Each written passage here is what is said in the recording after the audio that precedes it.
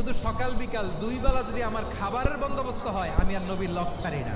আমার আনসার সাহাবারা ক্ষেত খামারের কাজ করতো, আমার মুহাজির সাহাবারা ব্যবসা করতো, আর আমি নবীর সাথে সাথে থাকতাম। 5,000 দোয়া করতে হাদিস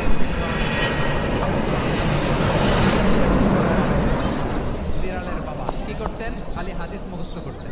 হাদিস প্রিজার্ভেশনের কাজে বিশ্বনবী ওনাকে কাজে লাগিয়েছেন। উনি একদিন বলেন, ইয়া রাসূলুল্লাহ আসমাউ মিনকা কাসীরান ফালা আহফাজু। নবী অনেক কথা শুনি, আমার মনে থাকে না। বিশ্বনবী বললেন, চাই তোমার চাদরটা বিছাও। আবু হুরায়রা বিছালেন, বিশ্বনবী হাত বুলায় দিলেন, এরপরে অনেক হাদিস বর্ণনা করলেন। আবু হুরায়রা বলে, তারপর থেকে বিশ্বনবী যাই বর্ণনা করে আমি শুনি আর একটাও বলি না। এখন সুবহানাল্লাহ। বিশ্বনবী ওনাকে নবীর এই যে লক্ষ হাদিস প্রিজার্ভেশনের এই দায়িত্ব দিয়েছেন সাইয়েদনা আবু হুরায়রা রাদিয়াল্লাহু তাআলা।